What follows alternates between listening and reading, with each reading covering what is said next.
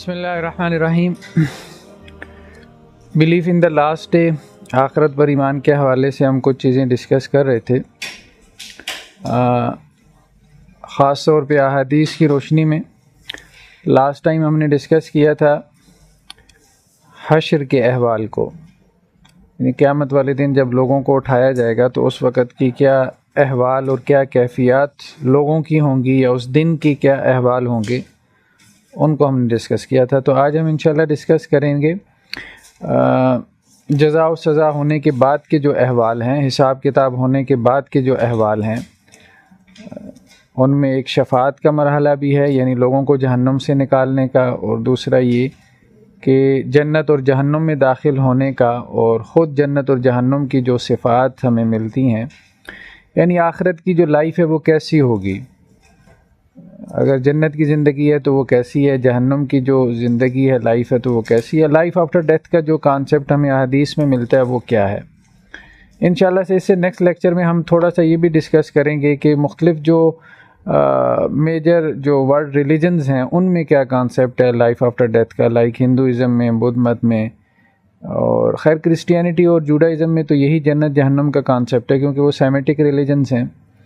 उनके यहाँ उनके और हमारे फंडामेंटल बिलीव्स तकरीबन मिलते हैं, लेकिन यह है कि दूसरे जो मैन मेड रिलीजन्स हैं उनमें कॉन्सेप्ट्स लाइफ आफ्टर डेथ के मुख्तलिफ हैं। वो हम इंशाल्लाह से नेक्स्ट लेक्चर में डिस्कस कर लेंगे। आज हम कोशिश करेंगे कि इसको हम कंप्लीट कर लें कि इस्लाम में क्या कॉन्सेप्ट है हयात बादल ममात का। ठीक है, सही मुस्लिम की रवायत है एक, इसके मुताबिक मतलब कुछ प्रिंसिपल्स हैं ना जो हम ड्राइव कर रहे हैं अहादीस से। उन प्रिंसिपल्स में से एक प्रिंसिपल ये है कि कोई नॉन मुस्लिम जो है वो जन्नत में दाखिल नहीं हो सकता, कोई गैर मुस्लिम जन्नत में दाखिल नहीं होगा, चाहे वो यहूदी हो, चाहे वो ईसाई हो, चाहे अपनी किताबों पर ईमान रखता हो, चाहे अपने नबियों को मानता हो। जो रसूलुल्लाह सल्लल्लाहु अलैहि वसल्लम की रिसालत पे ईमान नहीं लाएगा या कुरान मजीद को अल्लाह की किताब नहीं मानेगा, वो जन्नत में दाखिल नहीं होगा। हाँ, उसकी कुछ हसनात हो सकती हैं, नेकियां हो सकती हैं, उसकी कुछ वर्चूज़ हो सकती हैं, लेकिन अल्लाह ताला उसकी वो जो वर्चूज़ हैं, जो गुड डीड्स हैं, उनका अल्लाह यहाँ पे दुनिया में ही उसको अजर दे देंगे, रिवार्ड दे देंगे। ये चीज़ हमें अहादीस से मिलती है। तो फरमाया इन्नल्लाह ला यज़लिमु मुमिनन हसना, अल्लाह सुब्हानहु व तआला किसी मोमिन की नेकी को कम नहीं करेंगे। युता बिहा फिद दुनिया व युज्ज़ा बिहा फिल आखिरा, तो मोमिन की नेकी जो है उसे दुनिया में भी उसका बदला मिलेगा और उस नेकी पे उसे आखिरत में भी मिलेगा। ये तो मोमिन के लिए। वअम्मल काफिर फयुतामु बिहसनाति मा आमिला बिहा लिल्लाहि फिद दुनिया, जहाँ तक काफिर का मामला है तो वो अपनी नेकियों के बदले में खाएगा, दुनिया में खाएगा, पिएगा, ऐश करेगा अपनी नेकियों के बदले में। जो नेकियां उसने की लिल्लाह, अल्लाह के लिए। काफिर भी बाज़ औक़ात अल्लाह के लिए नेकी करता है ना। क्रिश्चियनिटी में कॉन्सेप्ट है अल्लाह के रास्ते में ख़र्च करने का, यहूदियों में है उनकी अपनी किताबों की रोशनी में। तो चाहे उन्होंने अल्लाह के लिए नेकी की हो, लेकिन उसका रिवार्ड सिर्फ़ और सिर्फ दुनिया में। और दुनिया में क्या है कि अल्लाह ताला उनकी नेमतों में इजाफ़ा कर देंगे, उनके रिज़्क़ में इजाफ़ा कर देंगे, उनकी दुनिया को अच्छा कर देंगे। हत्ता इज़ा अफ़ज़ा इलल आखिरा, यहाँ तक कि जब आखिरत तक पहुँचेगा, लम तकुल लहु हसना युज्ज़ा बिहा, तो उसकी कोई नेकी बाकी नहीं रह जाएगी जिसका कोई बदला दिया जाए। सारी नेकियों का बदला उसे दुनिया में ही मिल चुका होगा। दूसरा जो एक अहम नुक्ता जिसकी तरफ रसूलुल्लाह सल्लल्लाहु अलैहि वसल्लम ने इशारा फरमाया वो ये है कि कोई भी शख्स जो है वो अपने नेक आमाल की वजह से, महज नेक आमाल की वजह से जन्नत में नहीं जाएगा। सही मुस्लिम की रवायत है, लन युदखिला अहदन मिनकुम अमालुहुल जन्नह, तुम में से कोई शख्स ऐसा नहीं है जिसको उसका अमल जन्नत में ले जाए। यानी जन्नत अमाल का बदला नहीं है, अमाल का बदल नहीं है। ठीक है, अगरचे अल्लाह ताला ने मतलब हमें आनर देते हुए, मतलब रिस्पेक्ट करते हुए ये बात कही है कि जो तुम अमल करते हो उसके बदले में तुम्हें जन्नत मिलेगी। उदखुलुल जन्नत बिमा कुंतुम तामलून, जन्नत में दाखिल हो जाओ उन अमाल के बदले में जो तुम करते थे। लेकिन ये सिर्फ एक आनर देने का अंदाज़ है, वरना जन्नत हरगिज़ अमल का बदला नहीं, क्योंकि अमल बहुत थोड़ा है और रिवार्ड बहुत बड़ा है। कोई निस्बत नहीं है उसमें, कोई रेशो जो है ना वो कोई उसकी निस्बत तनासब नहीं है। तो लई जी ہاں عمل کی سزا ملے گی. وہ تو دیکھیں نا، عمل کی سزا تو یہ ہے نا کہ ایک حدیث ہم نے پچھلی مرتبہ پڑھی تھی کہ جس نے جتنا گناہ کیا اتنی اس کو سزا ملے گی، اس کا اتنا گناہ لکھا جاتا ہے. نیکی کرتا ہے تو وہ 10 گنا لکھی جاتی ہے، بلکہ 700 گنا، بلکہ اس سے بھی بڑھا دی جاتی ہے. قالوا ولا انت، تو انہوں نے کہا اللہ کے رسول کہ آپ بھی جنت میں داخل نہیں ہوں گے اپنے عمل کی وجہ سے؟ تو اللہ کے رسول نے کیا کہا؟ ولا انا، میں بھی نہیں. الا ان یتغمدنی اللہ منہ بفضل ورحمہ، یہاں تک کہ اللہ کی رحمت اور اللہ کا فضل مجھے بھی ڈھانپ لے. ٹھیک ہے، تو مطلب کہنے کا مقصد یہ ہے کہ سب لوگ اللہ کی رحمت کی وجہ سے جنت میں داخل ہوں گے.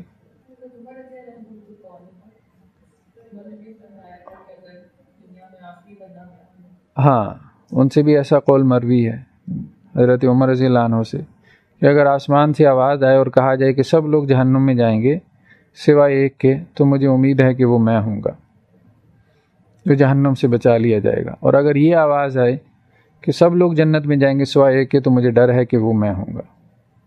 مطلب یہ خشیت کی ایک کیفیت ہے اور امید کی ایک کیفیت ہے. تو اللہ سے کے ساتھ دونوں قسم کے ریلیشن شپس ہونے چاہیے نا، اللہ کا ڈر، اللہ کا خوف جو جہنم کے احوال سن کے پیدا ہو، اور اللہ سے امید وہ بھی ایکسٹریم درجے میں، ایکسٹریم لیول میں، جو جنت کے احوال سن کے پیدا ہو.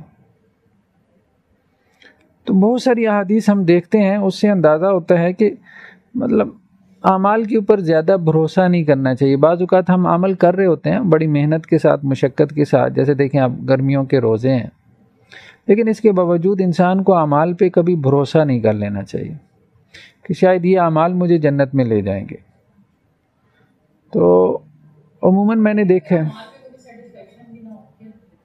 جی نہیں ایسا نہیں، اس کا ایک حل بتایا گیا. وہ حل یہ ہے، جیسے احادیث میں ایک چیز میں نے نوٹ کی ہے کہ اللہ عز و جل نے چھوٹی چھوٹی چیزوں کی طرف اللہ کے رسول صلی اللہ علیہ وسلم نے بہت زیادہ توجہ دلائی. جہنم کی آگ سے بچو، چاہے کھجور کا ایک دانہ ہی صدقہ کیوں نہ کرنا پڑے.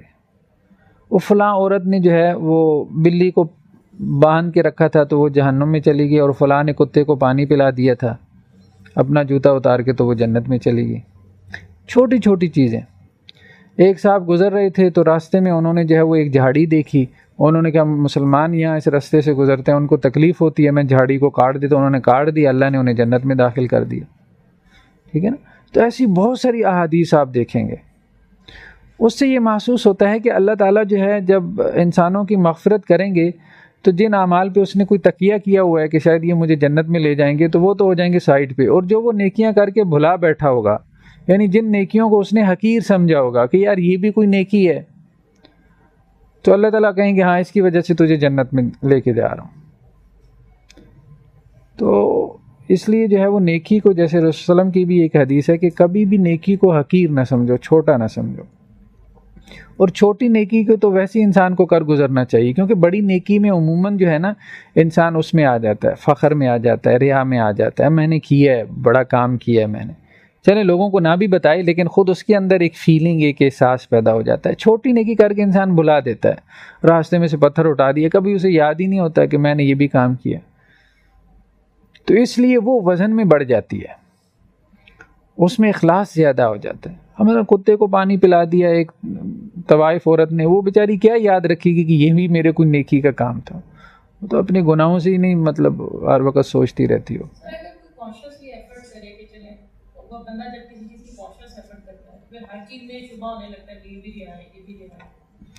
نہیں، ایک تو یہ ہے کہ ایک چیز کو شروع کرنے سے پہلے جو ہے وہ شیطان کا اگر وسوسہ ہے تو خیر اس کو تو انسان کو تھوڑا سیریس لینا چاہیے. لیکن ایک نیکی کا عمل آپ نے شروع کر دیا، اب اس کے بعد سے آپ کو ایک خیال آ رہا ہے تو وہ ریا نہیں ہے، وہ شیطان. ہاں اس نہیں، بعد میں پھر اس کو بالکل نظر انداز کر دیں تو اس کو سیریس لینا بلکہ وہ خود ریا ہو سکتا ہے. ٹھیک ہے. ہاں یہ ہے کہ ایک نیکی کا کام شروع کرنے سے پہلے آپ کو ایک خیال آ رہا ہے تو اس کو سیریس لے لے، اس کی تھوڑی سی اصلاح کر لے، اور لیکن نیکی کا کام کر گزرے، رکے نہ اس کی وجہ سے. اگر رک گیا تو پھر تو شیطان کا مقصد پورا ہو گیا نا، وہ تو نیکی سے روکنا چاہتا ہے. تو دوسری اہم چیز یہ ہے کہ جنت میں داخلہ ہوگا اللہ کی رحمت کی وجہ سے. اپنے عمل کے بدلے میں نہیں، اس کی وجہ یہ ہے کہ عمل بہت تھوڑا ہے اور ریوارڈ بہت بڑا ہے۔ اللہ کے رسول صلی اللہ علیہ وسلم کی ایک اور حدیث ہے، حضرت عبداللہ بن عمر کے پاس ایک صاحب آئے، کہنے لگے کہ آپ نے اللہ کے رسول سے نجوہ کے بارے میں کچھ سنا ہے، سرگوشی کے بارے میں؟ اللہ تعالیٰ جو سرگوشی کریں گے اپنے بندے کے ساتھ قیامت والے دن۔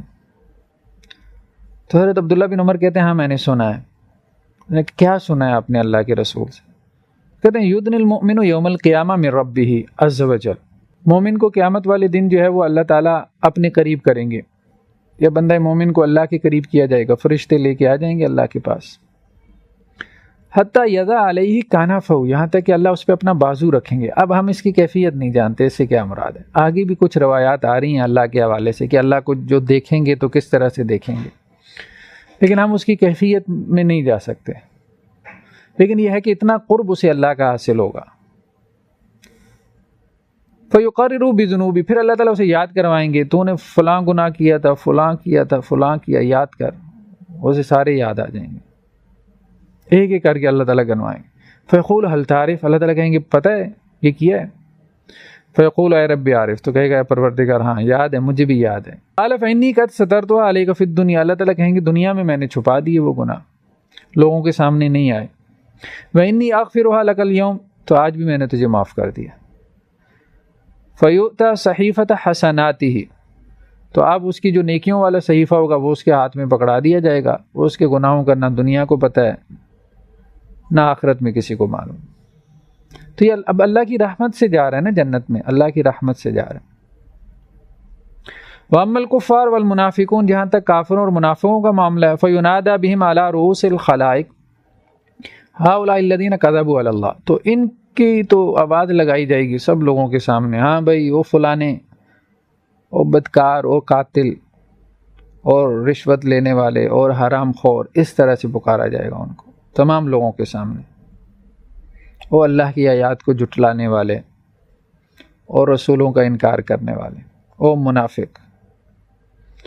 لیکن مومن کا معاملہ یہ نہیں ہوگا، اللہ تعالیٰ اس کے گناہوں کا پردہ رکھ لیں گے۔ اس کے بعد یہ ہے کہ جب حساب کتاب ہو جائے گا ایک مرتبہ، اہل جنت جنت میں چلے جائیں گے، جہنمی جہنم میں چلے جائیں گے، تو پھر ایک مرحلہ ہے شفاعت کا، جسے شفاعت صغریٰ کہا گیا۔ تو صحابہ نے ایک مرتبہ کہا اللہ کے رسول، قال اناس یا رسول اللہ هل نرى ربنا یوم القیامہ، کیا قیامت والے دن ہم اپنے رب کو دیکھ پائیں گے؟ تو اللہ کے رسول نے کہا هل تزارون فی الشمس لیس دونها، صحاب کیا تمہیں کبھی سورج نظر آتا ہے درمیان میں کوئی بادل بھی نہ ہو؟ تو کہنے لگے اللہ کے رسول کیوں نہیں؟ فرمایا هل تزارون فی القمر لیلۃ البدر لیس دونها، صحاب کیا کبھی 14ویں رات کا چاند دیکھا ہے درمیان میں بادل نہ ہو؟ کہنا اللہ کے رسول کیوں نہیں دیکھا؟ فرمایا فإنکم ترونہ یوم القیامہ کذالک، اللہ کو تم اسی طرح دیکھو گے، اسی طرح سے، درمیان میں کوئی حجاب نہیں ہوگا، کوئی پردہ، کوئی رکاوٹ نہیں ہوگی۔ تو یجمع اللہ الناس، اللہ تعالیٰ قیامت والے دن لوگوں کو جمع کرے گا، تو اللہ تعالیٰ کہے گا من کان یعبد شیئا فلیتبع، جو جس کی عبادت کرتا تھا اب وہ اس کے پیچھے لگ جائے۔ فیتبع من کان یعبد الشمس، کچھ لوگ سورج کی عبادت کرتے تھے، وہ سورج کے پیچھے چل پڑیں گے اور سورج سمیت جہنم میں چلے جائیں گے۔ اب سورج کو عذاب دینے کا تو وہ تو کوئی مقصد نہیں ہے نا، لیکن یہ ہے کہ ان لوگوں کو بتانے کے لیے کہ دیکھو جن کی تم عبادت کرتے تھے تو اللہ کی مخلوق تھی، سورج تو خود جل رہا ہے نا، تو ان کو بھی اللہ نے جہنم میں ڈال دیا۔ وَيَتْبَعُ مَنْ كَانَ يَعْبُدُ الْقَمَرَ، اور جو لوگ چاند کی پرستش کرتے تھے وہ چاند کے پیچھے پیچھے چل پڑیں گے۔ وَيَتْبَعُ مَنْ كَانَ يَعْبُدُ الطَّوَاغِيتَ، اور جو اس کے علاوہ شیاطین کی پرستش کرتے تھے، جنہوں نے لوگوں میں سے، انسانوں میں سے کچھ کو بت بنا لیا تھا، ان کی پوجا شروع کر دی تھی، وہ ان کے پیچھے چل پڑیں گے۔ وَتَبْقَى هَذِهِ الْأُمَّةُ فِيهَا مُنَافِقُونَ، پھر یہ امت باقی رہ جائے گی اور اس میں کچھ منافق بھی ہوں گے۔ فَيَأْتِيهِمُ اللَّهُ فِي غَيْرِ الصُّورَةِ الَّتِي يَعْرِفُونَ، پھر اللہ تعالیٰ اس امت کے پاس آئے گا، اور اللہ تعالیٰ اس صورت میں آئے گا کہ جس صورت کو یہ پہچانتے نہیں ہیں، جانتے نہیں ہیں، یعنی اللہ تعالیٰ نے جس صورت کا تعارف نہیں کروایا، اللہ نے اپنا تعارف کروایا نا قرآن میں، احادیث میں کروایا، تو اللہ تعالیٰ ایسی صورت میں ظہور پذیر ہوں گے جس صورت کو یہ جانتے نہیں ہوں گے کہ اللہ ایسا بھی ہو سکتا ہے۔ مطلب ہمارے ذہن میں یہ ہے نا اللہ تعالیٰ حسین و جمیل ہے، تو مطلب یہ کہ کوئی کسی ایسی صورت میں اللہ تعالیٰ ظاہر ہوں گے کہ جو جسے آپ حسین و جمیل نہ کہہ سکیں. فیقول، تو اللہ تعالیٰ ان کو کہیں گے انا ربکم، بھائی میں تمہارا رب ہوں. فیقول نعوذ باللہ منک، تو وہ کہیں گے ہم اللہ کی پناہ مانگتے ہیں، مطلب تو ہمارا رب نہیں ہے. ھذا مکاننا حتی یأتینا ربنا، ہم یہاں کھڑے ہیں جب تک ہمارا رب آ کے ہم کلام نہیں ہوتا. فاذا اتانا ربنا عرفنا، جب ہمارا رب ہمارے پاس آئے گا ہم اس کو پہچان لیں گے. فیاتیہم اللہ فی الصورۃ التی یعرفون، پھر اللہ تعالیٰ ان کے پاس اس صورت میں آئے گا جس کو وہ پہچانتے ہوں گے. فیقول انا ربکم، تو اللہ تعالیٰ کہیں گے میں تمہارا رب ہوں. فیقولون انت ربنا، تو وہ کہیں گے ہاں آپ ہمارے رب ہیں. تو گویا اللہ تعالیٰ کو دیکھیں گے، اور اس دیکھنے میں بھی امتحان ہوگا ان کا. وَيُضْرَبْ جِسْرُ جہنم، پھر اس کے بعد جہنم کے اوپر ایک پل بچھایا جائے گا جس کا ذکر پچھلی مرتبہ بھی آیا تھا، جیسے ہم نے کہا تھا پل صراط ہے. قال رسول اللہ صلی اللہ علیہ وسلم فاکون اول من یجیز، تو اللہ کے رسول نے کہا میں پہلا ہوں گا جو اس کو پار کروں گا. ودعاء الرسول یومئذ اللہم سلم سلم، اور تمام رسول یہ دعا کرنے میں لگے ہوں گے اللہ سلامتی ہو یا اللہ سلامتی ہو. وبہ کلابیب مثل شوک السعدان، اور اس پل میں آنکڑے ہوں گے جیسا کہ سعدان ایک جھاڑی تھی عربوں کے ہاں، جیسے سعدان جھاڑی کے کانٹے ہیں، ان کانٹوں کی طرح اس کے آنکڑے ہوں گے. ہمارا ہی تم شوک السعدان، کیا تم نے سعدان جھاڑی کے کانٹے نہیں دیکھے؟ قالوا بلا یا رسول اللہ، کیوں نہیں اللہ کے رسول؟ فرمایا وہ آنکڑے اسی طرح کے ہوں گے، لیکن یہ ہے کہ وہ کتنے بڑے ہوں گے یہ اللہ کے علاوہ کوئی نہیں جانتا. فتخطف الناس باعمالہم، تو وہ آنکڑے جو جہنم کے اوپر پل صراط پہ ہوں گے تو وہ لوگوں کو اچک لیا کریں گے ان کے اعمال کی وجہ سے. منہم الموبق بعملہ، کچھ تو ہلاک ہو جائیں گے اس کی وجہ سے، جہنم میں پھینک دیے جائیں گے. ومنہم المخردل، اور کچھ زخمی ہو جائیں گے، لیکن یہ ہے کہ ثم ینجو، پل پار کر لیں گے، اس زخمی حالت میں پل پار کر جائیں گے، جنت میں داخل ہو جائیں گے. حتیٰ اذا فارغ اللہ من القضاء بین عبادی، یہاں تک کہ اللہ تعالیٰ جب فیصلے سے فارغ ہو جائے گا، جنتی جنت میں چلے گئے، جہنمی جہنم میں چلے گئے. واراد ان یخرج من النار من اراد ان یخرج، پھر اللہ تعالیٰ ارادہ کریں گے کہ آپ کچھ لوگوں کو جہنم سے نکالیں. ممن کان یشہد اللہ الہ الا اللہ، لیکن شرط یہ ہے کہ انہوں نے کلمہ پڑھا ہو. امر الملائکہ ان یخرجہم، تو اللہ تعالیٰ سب سے پہلے فرشتوں کو حکم دیں گے کہ بھائی کلمے والوں کو نکالو جہنم سے. فیعرفون بعلامت آثار السجود، تو کچھ لوگ ایسے ہوں گے جنہوں نے دنیا میں کچھ سجدے کی، کوئی نمازیں پڑھی، تو فرشتے وہ ان کو ان کے سجدے کی جو علامتیں ہوں گی، یعنی ان کی پیشانی سے ظاہر ہوگا کہ یہ وہ جہنمی ہے جس نے دنیا میں سجدہ کیا، تو فرشتے ان علامتوں سے پہچان کے ان کو جہنم سے نکالیں گے، سجدہ کرنے والوں کو.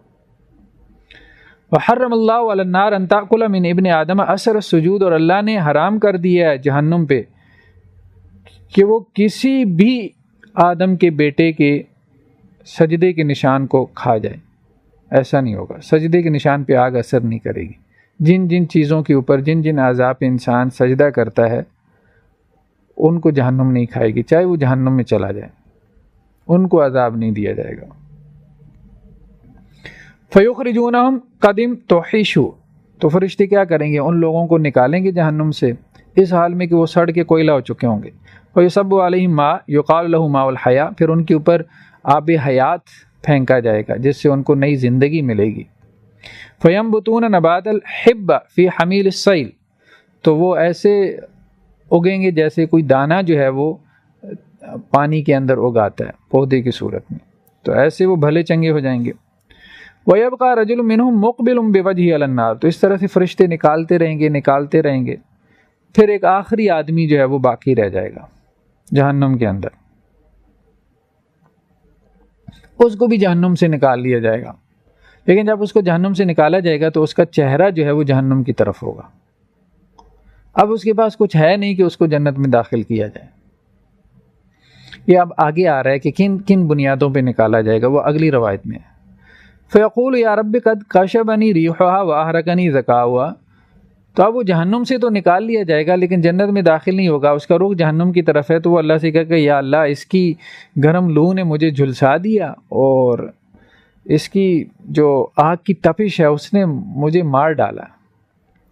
فاصرف وجہی عن النار، آپ ایسا کریں صرف میرا چہرہ جہنم سے پھیر دیں، اتنی مہربانی اور کر دیں کہ میرا رخ جہنم کی طرف نہ ہو۔ فلا یزال ید اللہ، اللہ سے دعائیں کرتا رہے گا۔ تو پھر بالآخر اللہ تعالیٰ اس کی بات سنیں گے اور اسے کہیں گے لعلک کا ان اعطیتک ان تسألنی غیرہ، مجھے تو یہ خدشہ ہے کہ اگر میں تیری یہ بات مان لوں، جہنم سے تیرا منہ پھیر دوں، تو اور سوال کرنے لگ جائے گا کہ یا اللہ مجھے یہ بھی دے دے۔ فیقول لا وعزتک لا اسألک غیرہ، تو وہ کہے گا اللہ آپ کی عزت کی قسم اس کے علاوہ کچھ نہیں چاہیے۔ تو اللہ کہیں گے چلے ٹھیک ہے۔ فیصرف وجہہ عن النار، اللہ تعالیٰ اس کا چہرہ جہنم کی آگ سے پھیر دیں گے۔ اب کچھ دیر بعد گزرے گی تو وہ پھر کہے گا یا اللہ قربنی الی باب الجنہ، چل جنت میں داخل نہ کر، جنت کے قریب ہی لے جا، دروازے پہ چھوڑ دے۔ فیقول الیس قد زعمت اللہ تسألنی غیر، تو اللہ تعالیٰ کہیں گے کیا تو نے مجھ سے وعدہ نہیں کیا تھا کہ تو مجھ سے اس کے علاوہ سوال نہیں کرے گا؟ تو وہ فلا یزال یدعو، اللہ سے دعا کرتا رہے گا۔ تو اللہ تعالیٰ پھر اسے کہیں گے کہ اے میرے بندے دیکھ، بات یہ ہے کہ پہلے بھی تو وعدہ توڑ چکا ہے، اگر میں تیرے لیے یہ بھی کر دوں تو اب اس سے زیادہ تو کچھ نہیں مانگے گا۔ تو وہ کہے گا اللہ آپ کی عزت کی قسم اس کے علاوہ کچھ سوال نہیں کروں گا۔ فیقرب الی باب الجنہ، اللہ تعالیٰ اسے جنت کے دروازے کے قریب کر دیں گے۔ تو اب پھر کچھ دیر پھر خاموش رہے گا، پھر کہے گا رب ادخلنی الجنہ، یا اللہ آپ جنت میں داخل کر دے، دروازے کے پاس لے آئے۔ اللہ تعالیٰ کہیں گے پھر تو نے وعدہ توڑ دیا۔ پھر وہ اسی طرح سے دعائیں مانگتا رہے گا یہاں تک کہ اللہ تعالیٰ اس کو جنت میں داخل کر دیں گے۔ تو حضرت ابو ہریرہ کہتے ہیں وذالک الرجل آخر اہل الجنت دخولا، یہ آخری ہوگا جو جنت میں داخل ہوگا۔ تو اللہ کے رسول صلی اللہ علیہ وسلم کی ایک اور حدیث ہے صحیح مسلم میں، یہ شفاعت کبریٰ کے بارے میں۔ ہم نے کہا تھا نا شفاعت صغریٰ یہ ہے چھوٹی شفاعت جو خاص اہل ایمان کے لیے ہوگی، وہ جو جہنم میں داخل کر دیے گئے۔ یہ شفاعت مانگنا اچھی بات نہیں ہے، اس کے لیے پہلے جہنمی بننا پڑے گا، ظاہری بات ہے وہ اچھی بات نہیں ہے۔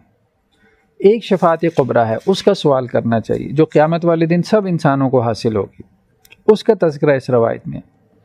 اذا کان یوم القیامہ ماج الناس بعضهم الی بعض، جب قیامت والا دن ہوگا تو لوگ موجوں کی طرح، جیسے سمندر کی موجیں، لہریں، اس طرح سے آپس میں۔ فیاتون آدم، تو وہ آدم علیہ السلام کے پاس آئیں گے، فیقولون له اشفع لذریتک، تو وہ آدم علیہ السلام سے کہیں گے ہم آپ کی اولاد ہیں، آپ اللہ عز و جل سے شفاعت کریں ہمارے لیے۔ تو حضرت آدم کہیں گے لست لا، آج میرے لیے تو جو ہے نا یہ مقام نہیں ہے، مجھے اس کی ہمت نہیں ہے۔ ولیکن علیکم بابراہیم، ابراہیم کے پاس آؤ، فإنہ خلیل اللہ، تو وہ اللہ کے دوست ہیں، ان کے پاس آؤ، ان سے بات کرو۔ فیاتون ابراہیم، تو لوگ حضرت ابراہیم کے پاس آئیں گے تو وہ بھی یہ کہیں گے لست لا، بھائی آج میرے اندر ہمت نہیں ہے اللہ سے گفتگو کروں۔ ولیکن علیکم بموسیٰ، موسیٰ کے پاس جاؤ، فإنہ کلیم اللہ، انہیں اللہ سے کلام کا شرف حاصل ہوا۔ فیؤتی موسیٰ، موسیٰ کے پاس آئیں گے، وہ کہیں گے لست لا، بھائی میں تو اپنے آپ کو اس اہل نہیں پاتا۔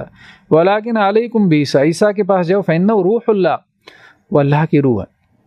حضرت عیسیٰ کے پاس آئیں گے، وہ بھی اسی طرح سے جواب دیں گے اور کہیں گے ولیکن علیکم بمحمد، اللہ کے رسول کے پاس جاؤ۔ تو اللہ کے رسول کہتے ہیں لوگ میرے پاس آئیں گے، فاقول انا لہا، تو میں کہوں گا ہاں یہ مقام اللہ نے مجھے دیا۔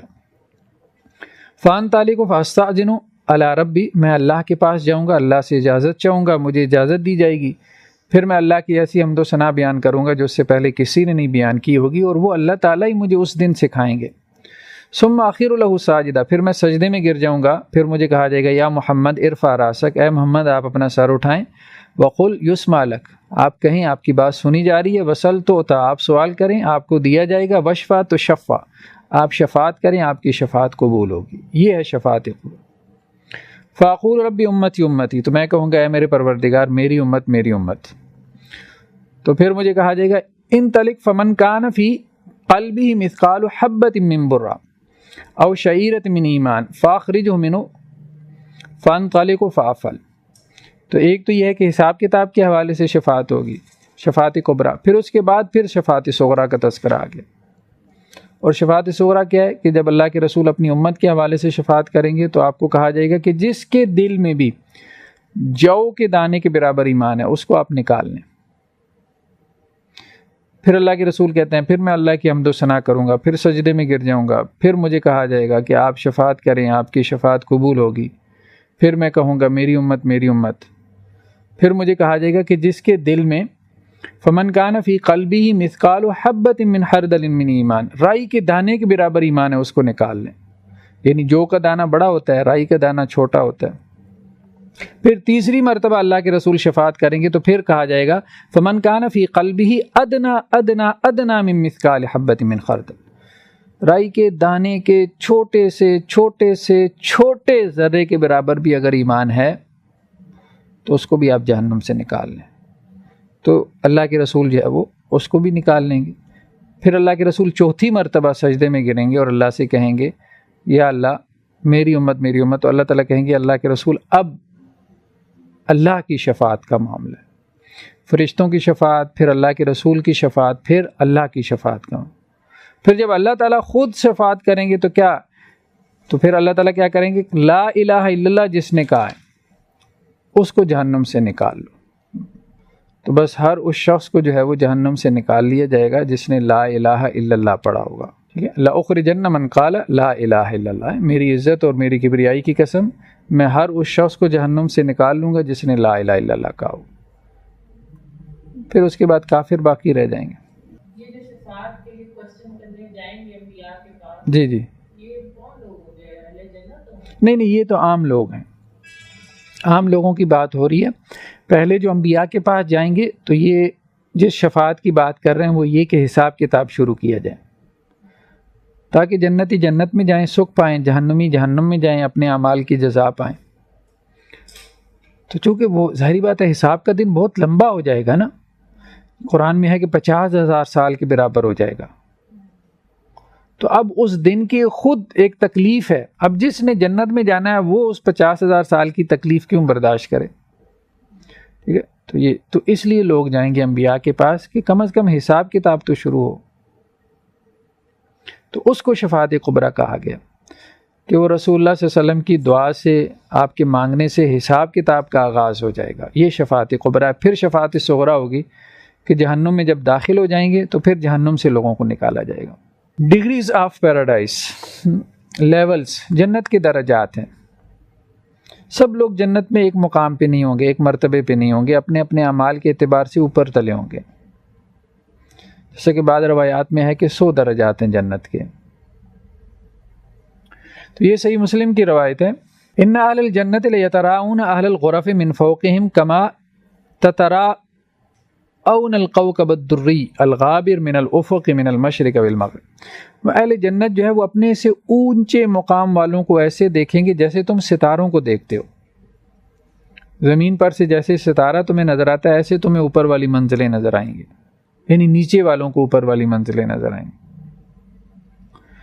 قالوا یا رسول اللہ، تو صحابہ نے کہا اللہ کے رسول تلک منازل الانبیاء، اتنی اونچی منزلیں تو پھر انبیاء کی ہو سکتی ہیں. تو اللہ کے رسول نے کہا بلا، کیوں نہیں. والذی نفسی بیدی رجال آمنوا باللہ وصدقوا المرسلین. صرف انبیاء نہیں ہوں گے بلکہ جو لوگ اللہ پہ ایمان لائے اور جنہوں نے رسولوں کی تصدیق کی وہ ان کو بھی ایسی منزلیں ملیں گی.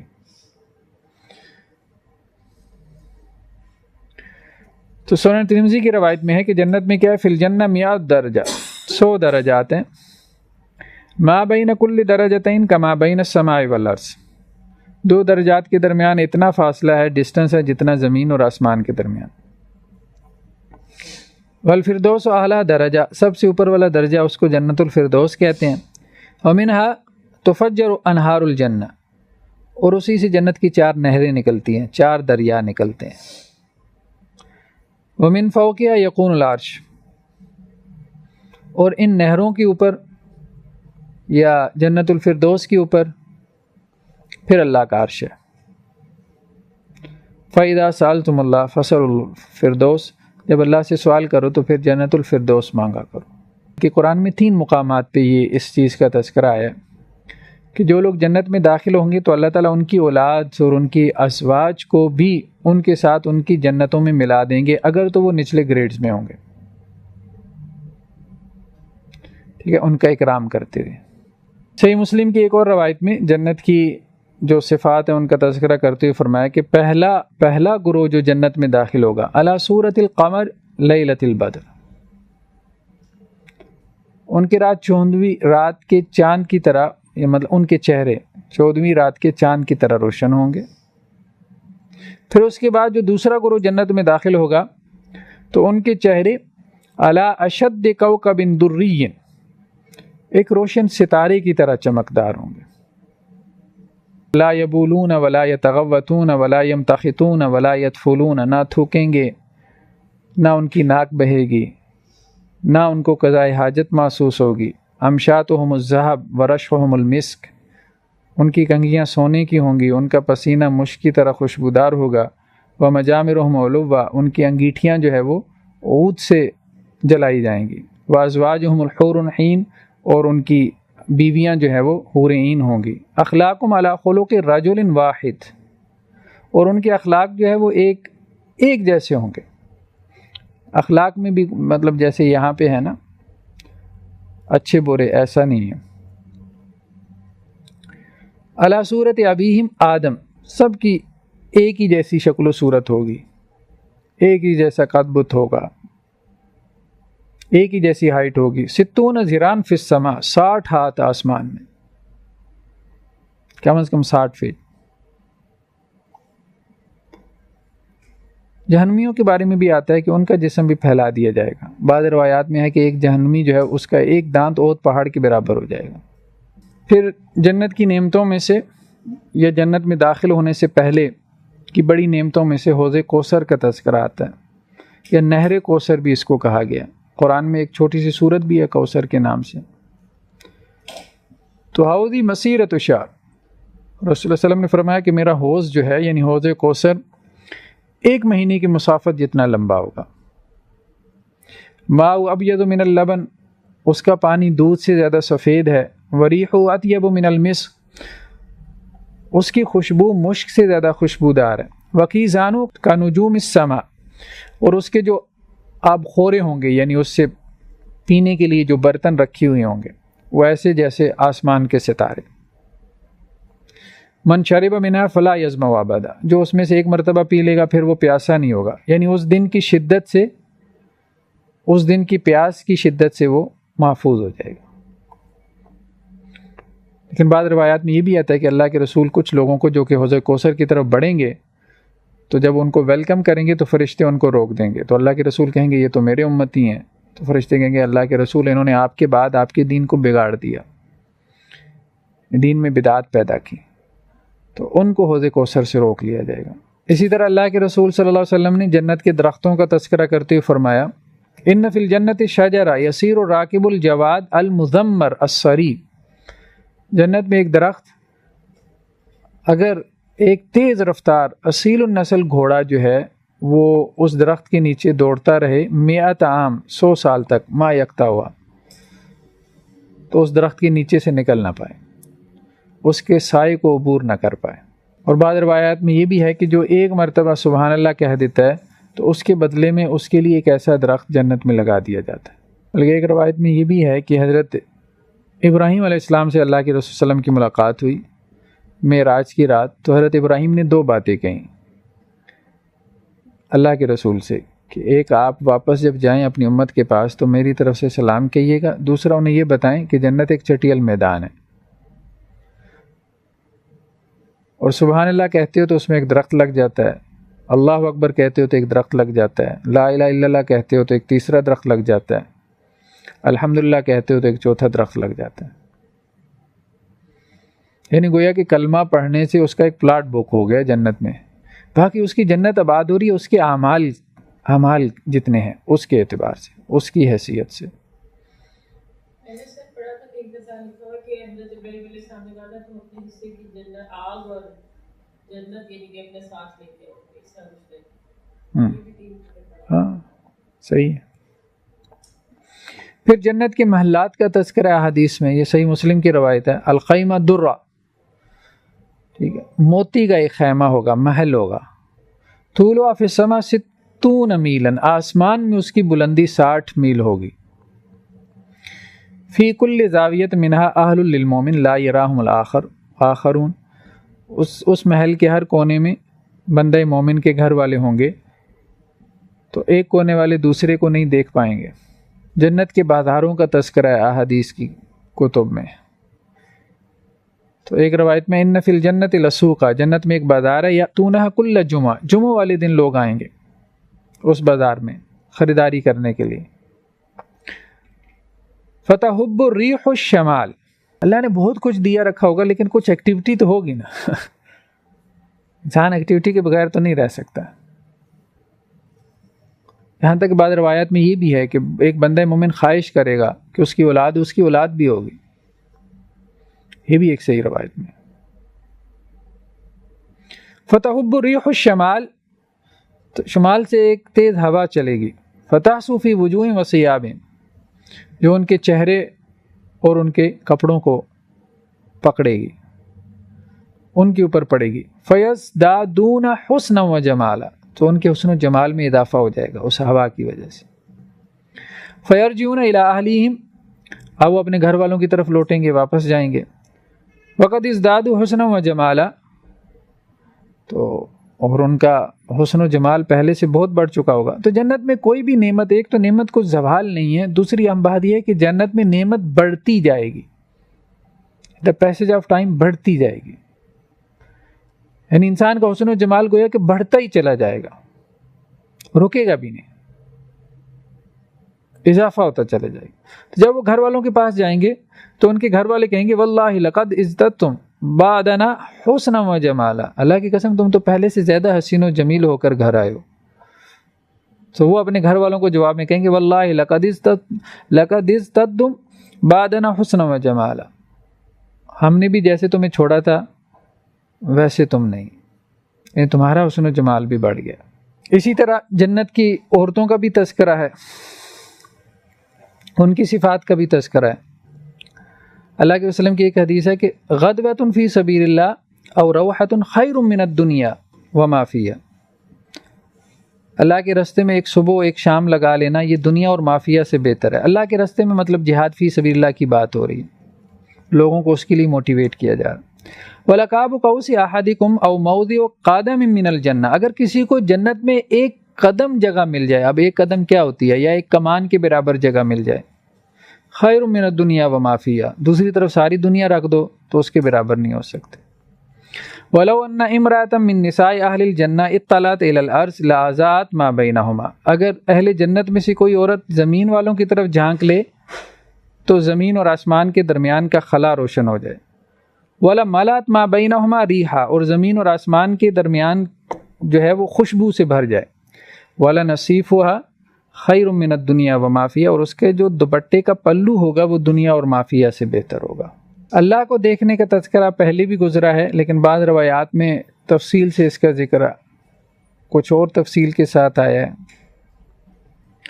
کہ جب جنتی جنت میں داخل ہو جائیں گے تو ایک پکارنے والا پکارے گا ان لکم عند اللہ موعدہ، دیکھو اللہ نے تم سے ایک وعدہ کیا تھا. تو وہ جواب میں کہیں گے علم یبیض وجوہنا، اللہ نے ہمارے چہرے روشن کر دیے، جنت میں داخل کر دیا، اتنی نعمتیں دے دیں، اب کون سا وعدہ باقی رہ گیا جو اللہ نے پورا کرنا ہے. قالوا بلا، تو وہ کہیں گے کیوں نہیں. فیکشف الحجاب، ایک وعدہ رہتا ہے اور حجاب درمیان میں سے ہٹا لیا جائے گا. قال فواللہ ما آتاہم شیئا احب الیہم من النظر الی، تو اللہ کے وسلم نے کہا اللہ کی قسم اللہ کی طرف دیکھنے سے زیادہ کوئی چیز ان کے لیے محبوب نہیں ہوگی. جنتی کی نعمتوں میں سے سب سے بڑی نعمت ان کے لیے اللہ کو دیکھنا ہوگا. اس کے علاوہ جہنم کا جب تذکرہ ہے تو جہنم کے بھی گریڈز کا ذکر ہے، اس کی بھی لیولز ہیں، یعنی سب ایک جگہ جہنم میں نہیں ہوں گے. جیسے قرآن نے کہا ان المنافقین فی الدرک الاسفل من النار، منافق جو ہیں وہ جہنم کے سب سے نچلے درجے میں ہوں گے. تو مطلب یہ کہ اس میں درجات ہیں. اسی طرح صحیح بخاری کی ایک روایت ہے ان احول اہل النار عذابا یوم القیامہ لرجل، سب سے کم تر عذاب جس شخص کو دیا جائے گا قیامت والے دن وہ شخص ہوگا توضع فی احمس قدمیہ جمرہ یغلی منہا دماغو، کہ جس کے پاؤں کے نیچے انگارہ رکھا جائے گا اور اس سے اس کا دماغ کھولے گا. یعنی صرف اس کے پاؤں کو عذاب ہوگا، باقی جسم کو نہیں ہوگا، صرف پاؤں کو عذاب ہوگا. تو یہ اعمال کے حساب سے مطلب جیسا کہ پہلے بھی گزرا، کچھ لوگوں کے جو کہ سجدہ کرتے تھے ان کے سجدے کے اعضاء نہیں جلیں گے. تو یہ کم ترین سزا ہے جو جہنم میں دی جائے گی۔ اسی طرح اللہ کے رسول صلی اللہ علیہ وسلم کی ایک اور حدیث ہے، فرمایا ان الصخرۃ العظیمۃ لتلقى من شفیر جہنم فتحوی فیہا 70 عاما، کہ جہنم کے اوپر سے اگر تم ایک بڑا پتھر جہنم کی تہہ میں پھینکو تو وہ 70 سال اس میں گرتا رہے گا، وما تفضی الی قرارها، لیکن اس کی تہہ تک نہیں پہنچے گا۔ تو یہ اس کے درجات کا تذکرہ ہے، اس کے لیول کا ذکر ہے۔ اس طرح بعض روایات میں جہنم کی آگ کا ذکر ہے، نارکم هذه التي يوقد بنو آدم جزء واحد من 70 جزء من حر جہنم۔ آپ نے صحابہ سے کہا کہ یہ آگ جو تم جلاتے ہو، جہنم کی آگ اس سے 70 گنا زیادہ ہے، یعنی اپنی شدت کے اعتبار سے، اپنی ہیٹ کے اعتبار سے، گرمی کے اعتبار سے۔ قالوا واللہ ان کانت لکافیہ یا رسول، کہنے لگے اللہ کے رسول یہی اتنی زیادہ ہے، یہ جو دنیا والی ہے یہی نہیں چھوڑتی، تو آپ کہہ رہے ہیں 70 گنا زیادہ ہے۔ تو بہرحال یہ کچھ روایات تھیں، اور روایات تو بہت زیادہ ہیں، احادیث کی کتابوں میں ہم دیکھ سکتے ہیں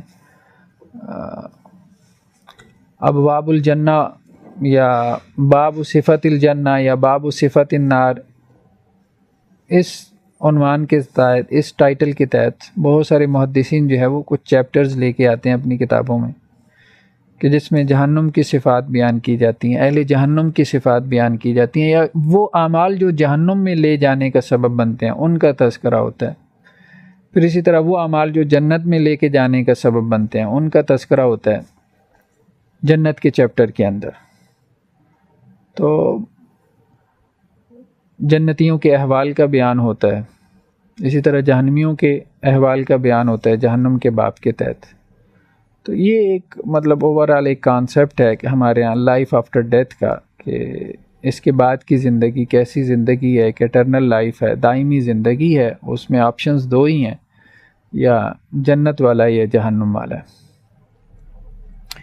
ایک سوال ہمارے ہاں مطلب کچھ سوال انٹلیکچوئل لیول پہ پیدا ہوئی ہے جنت جہنم کے حوالے سے، تو کچھ اہل علم نے ان کو ایڈریس کیا۔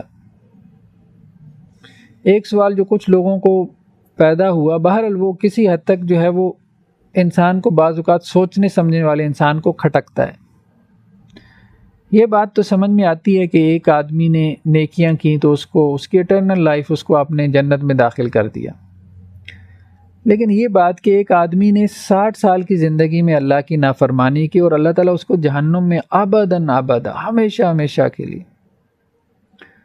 تو یہ کیا اللہ کے عادل ہونے کے منافی نہیں ہے، یا اللہ کے رحمان اور رحیم ہونے کے منافی نہیں؟ ٹھیک ہے، اللہ اس کو سزا دے، اتنی دے دے جتنا عرصہ اس نے اللہ کی معصیت میں گزارا، یا اللہ تعالیٰ چلیں اس کو ختم کر دے۔ لیکن ہم کیسے اس چیز کا احاطہ کر سکتے ہیں؟ ہمیں کیا پتہ آخری زندگی میں کہ وہ بھی جو چھوٹا عمل کر رہا ہے اس کے ریپرکشنز کتنے بڑے، یہ تو اللہ میں ہی جانتے ہیں نا کہ ان کا عدل، ہم کیسے یہ بات کر سکتے ہیں کہ عدل کے منافی؟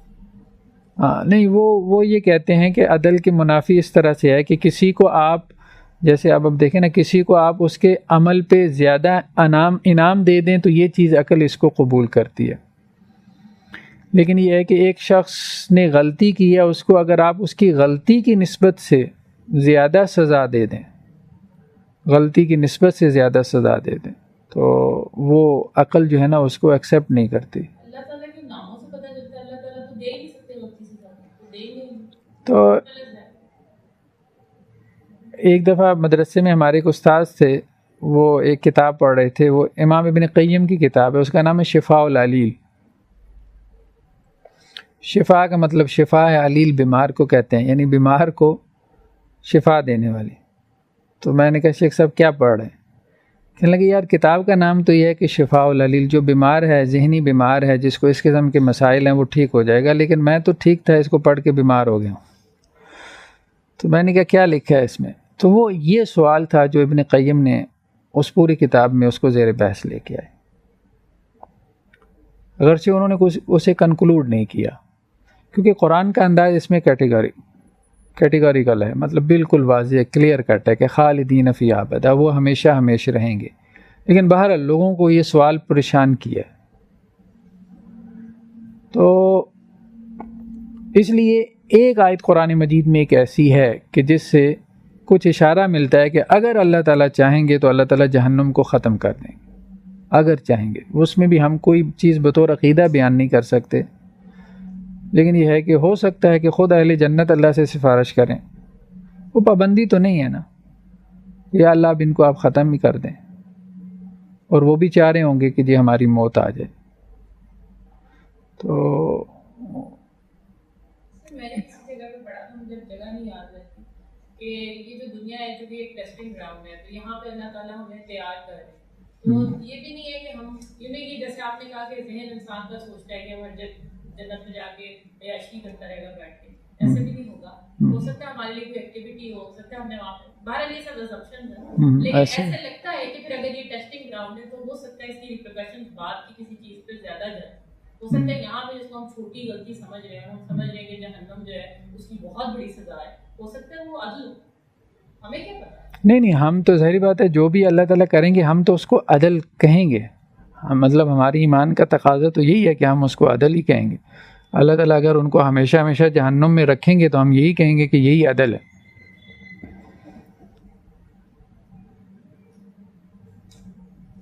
ہم تو یہی کہیں گے، لیکن یہ ہے کہ کہنے کا مقصد یہ کہ بعض اوقات ایک سوال اٹھتا ہے ذہن میں انسان۔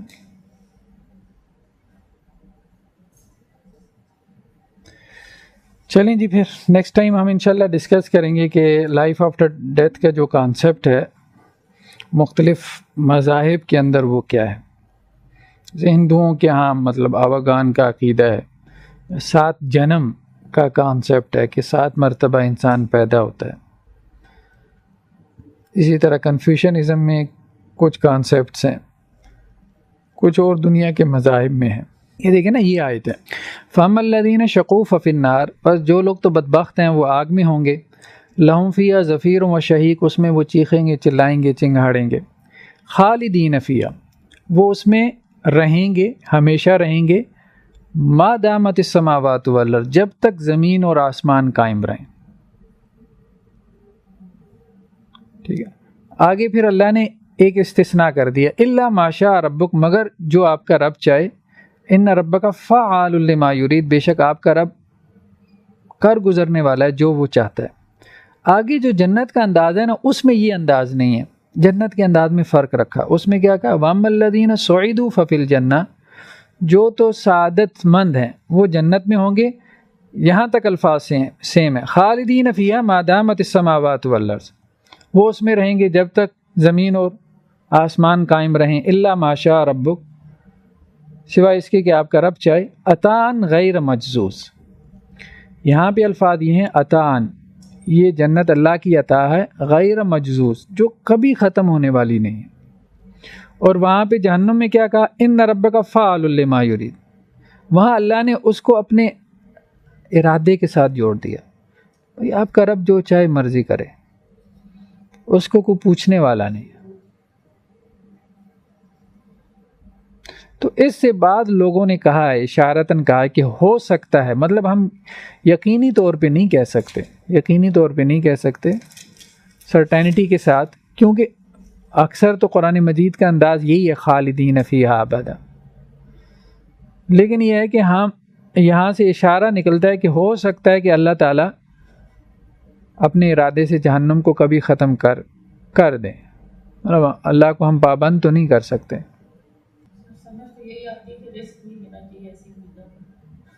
نہیں، وہ تو ظاہری بات ہے، جو جہنم میں 1 منٹ کے لیے چلا گیا، مطلب یہ بھی کوئی ختم تھوڑی ہو جائے گی، اگلے دن ختم ہو جائے گی، یہ تو نہیں ہے نا، یہ ایسا تو نہیں ہے۔ مطلب جو 1 منٹ کے لیے چلا گیا وہ ظاہری بات ہے اس کے لیے تو وہ ہم نے حدیث نہیں پڑھی کہ جس کو ایک غوطہ اللہ تعالیٰ دیں گے جہنم کے اندر، اور اس سے پوچھیں گے، وہ شخص جس کی مطلب دنیا میں سب سے زیادہ جو نعمتوں کے اندر پلا بڑا ہوگا، کہ کبھی تم نے کوئی نعمت دیکھی ہوگی، مجھے پتہ ہی نہیں نعمت کس بلا کا نام ہے، صرف ایک غوطے سے اس کی یہ کیفیت ہے۔ تو کہنے کا مقصد یہ ہے کہ وہ اتنی سی سزا، اتنے لمحے کے لیے سزا، وہ بہت بڑی سزا ہے۔